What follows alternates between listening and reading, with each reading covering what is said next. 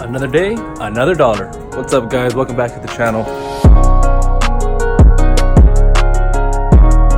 So I have a little bit of a dilemma right now. I was supposed to make a long drive down to my brother's varsity football game. That is not gonna happen. And the reason is because my fucking tire decided to just shit the fucking bed. So let me show you guys the damage.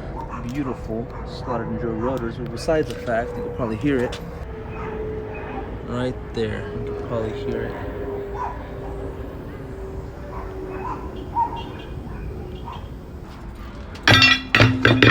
Nice. So basically what this video is going to be about is how to fix this problem. I'm pretty sure a lot of you guys have had the same issue. Shit happens. This seems to be like a framer's nail. Right now we're going to go and walk to AutoZone, get the exact things that we need to make this happen, and I'm going to show you step by step exactly what we need to do. Was contemplating whether or not to fix this or just to actually slap on the Yankees. But if you guys don't remember what happened last time when I slapped on the Yankees, my steel braided lines, they decided to just rub up against it, and just steel braided lines, when they have friction, it ends up melting and cutting through, and guess what? I lost all brakes. So we don't want to do that today.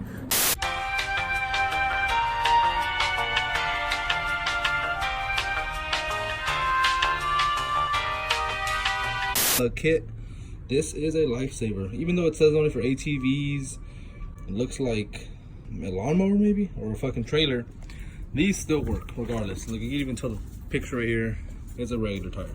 So right now what I'm gonna do is I'm going to do exactly what these instructions do. But instead of just showing you these instructions, I'm actually gonna do you a favor and just show you guys. All right, so everything that you need is laid out right here in front of you. Basically all you need is some pliers, something to pull out whatever's jammed up inside. I just have a screwdriver just if I need to pry something. Ideally, you want a flathead. What it came down to is I just didn't have the right fucking tools. Got a box cutter here. That's going to be to cut the excess rubber once we actually put it in. So first things first, we got to locate where our leak is. You can see our leak is right there. So what I'm going to do is I'm going to pry it up and just pull the motherfucker out. Before anything, I think we should take out any pressure that is in the tire.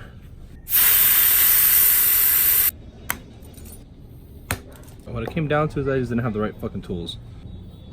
And this screw is a lot bigger than I thought. If I had some fucking needle nose pliers, this would be fucking easy. Boom. See that? So after a lot of bullshitting around, this is what was there. Pretty gnarly. So now I can finally get these pliers. Look at this.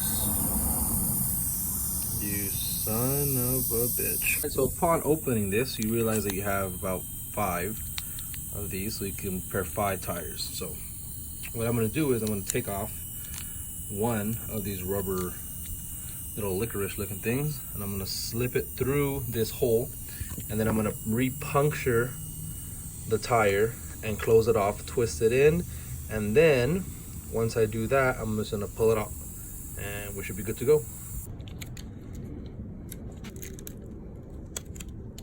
And if you also want to do some extra stuff, you can put some rubber cement around this and it'll really seal it. Eventually. Boom. So we got it right in the middle. Now I'm just gonna puncture it down.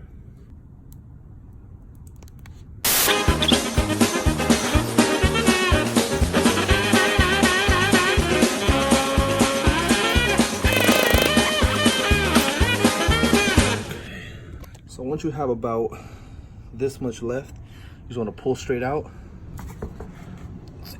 Can with one hand. Oh. All right, and cut off the excess. This is where you need your knife. All I'm gonna do is cut the excess off. So as you can see, it's sticking out a little bit. You can shave off the rest if you want, but what I like to just leave it on there because once the tire expands, this is also gonna expand with it. So you want a little bit left over. And then also once you put it on back onto the car, This is actually gonna press it more in, and you kind of want that extra. So now what I'm gonna do is I'm gonna put air up on this again and see if it fixed the problem, if there's any leaks. Obviously, if it still has a leak, then I either need a new tire or I need to do this shit again. So luckily we have 4 other ones, so you have room to practice. I suggest practicing on maybe something not important, like something you have to drive. I remember I practiced on a set of rims that I wasn't ever gonna use. I'm gonna go ahead and fill this up back to 44 PSI, and I will be right back. I don't hear anything. So another test you could do is the bouncy test. I'm gonna slap this bad boy back on, and I might just go out for a couple runs, or just might leave it like how it is right now, and then tomorrow morning, if I still have low tire pressure, then obviously I have my answer. So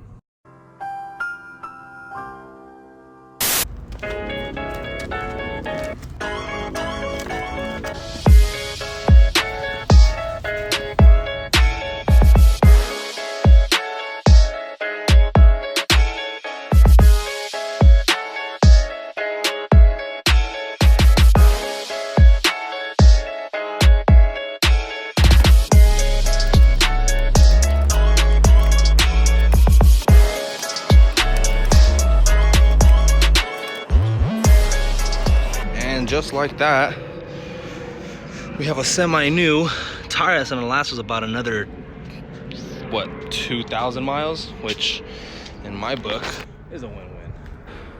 I'm gonna go ahead and start putting my tools back.